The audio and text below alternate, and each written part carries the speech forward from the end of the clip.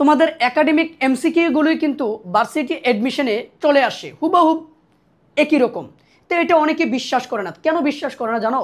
কারণ হচ্ছে তারা মনে করে অ্যাডমিশনের জন্য মনে হয় আলাদা পড়া। না, আলাদা পড়া না, একই পড়া, তবে তুমি একটু ভিন্নভাবে চিন্তা করতে হবে সব কিছু। প্রিয় শিক্ষার্থীরা, একাডেমিতে বেসিকটা ভালো রাখতে হয়, তাহলে অ্যাডমিশনে গিয়ে ভালো কিছু করা যায়। দেখো আজকে এমন একটা প্রশ্ন আমি আলোচনা করবো অংশীদারি ব্যবসার।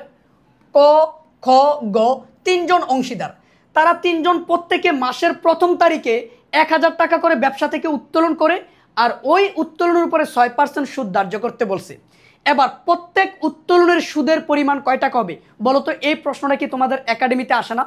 আসে কি না বলো? যদি আসে তাহলে এই প্রশ্নটাই দেখো রাবিতে কিন্তু আসছে। তাহলে তোমাদের সময় আসবে না এই কথা কি কেউ বলছে? বলে নাই। তাহলে তোমরা বেসিকটা ভালোভাবে শিখো। তো দেখো তো এটা কিভাবে বাইর করবা। এই যে 1000 টাকা প্রত্যেক মাসে উত্তোলন করি, উত্তোলনের উপরে কয় পার্সেন্ট সুদ ধরবো আমরা? 6%।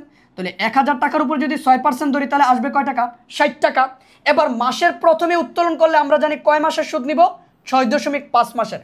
মাঝামাঝি বললে 6, শেষে বললে 5.5। এবার নিতে হবে কোনটা? 6.5। এবার গুণ দাও 6.5। এবার তুমি ক্যালকুলেটর ছাড়া এটাকে ক্যালকুলেশন করো। এই 60কে 6 দিয়ে গুণ দাও 360। এবার এই 0.5 মানে হচ্ছে এই জায়গায় যে 60 আছে না তার অর্ধেক হবে। তো 60-এর অর্ধেক কত? 30। এবার দুইটা যোগ করো, কত? 390 টাকা। তো দেখো তো প্রত্যেকের উত্তোলনের সুদ কয় টাকা?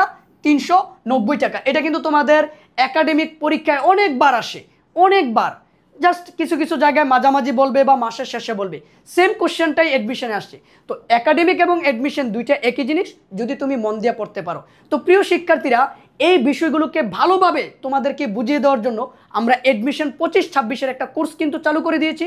তোমরা যারা এইচএসসি 25-এর শিক্ষার্থী আসো, তোমরা চাইলে আমাদের এই কোর্সটি এনরোল করতে পারো। এনরোল করার জন্য বিস্তারিত তথ্য পিন কমেন্টে দেওয়া থাকবে।